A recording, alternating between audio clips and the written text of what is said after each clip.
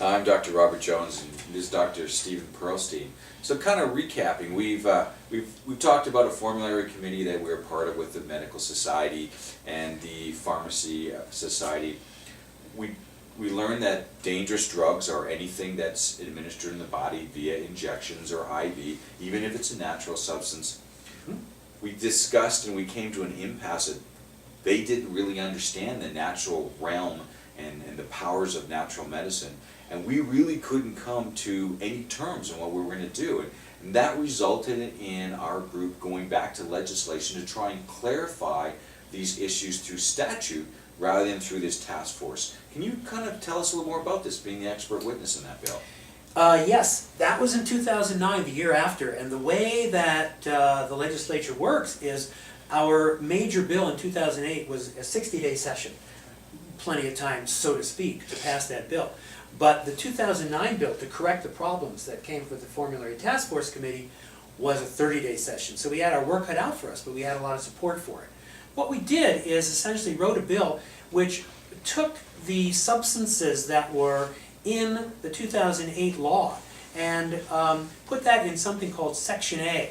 And then we had a Section B. So essentially, we said that all of the natural substances, the vitamins, minerals, homeopathics, etc., were natural substances and were by any formulary that was created out of that section was by approval of the chiropractic board.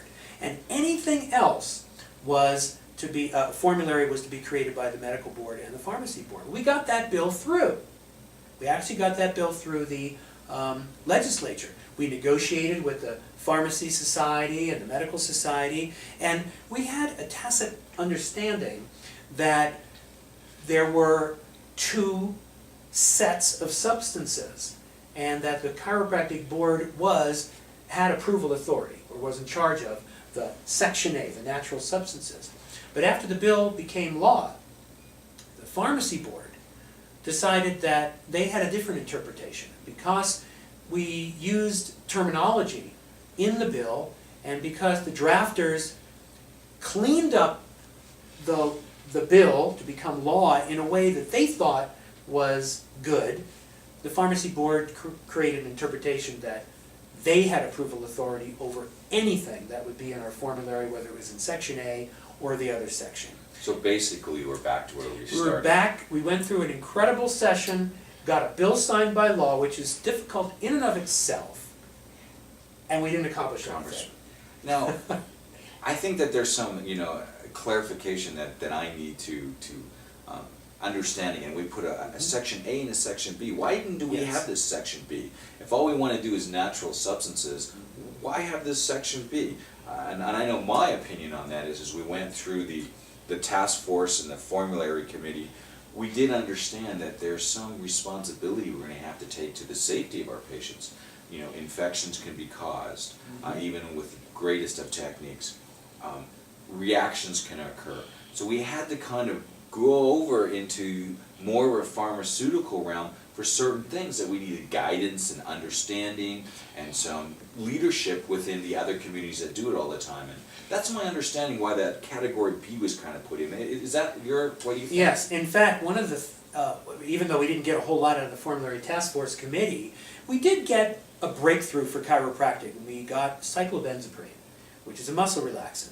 That broke the pharmaceutical ceiling, the prescriptive authority ceiling. So we got that approved by the pharmacy board. And thyroid medication. And thyroid medication, yes. And we're in the process of applying for a DEA through the federal government. And there's topical things. Yes, there's topical lidocaine, cyclobenzaprine, ketoprofen, so that we can use things in a topical way to help address those issues. And what you're leading to is that from the very, very natural substances of vitamin, minerals, and homeopathics, we opened up an area that sort of begged to spread a little further for the safety of our patients. Not only to use substances for other treatments, but to also be able to use substances to ensure the safety of the substances we are using in our formulary. And that created the Section B, so that if in future rules we wanted to move into larger arenas with bigger formularies and more education, we would be able to do so and have the pharmacy and the medical boards working with us.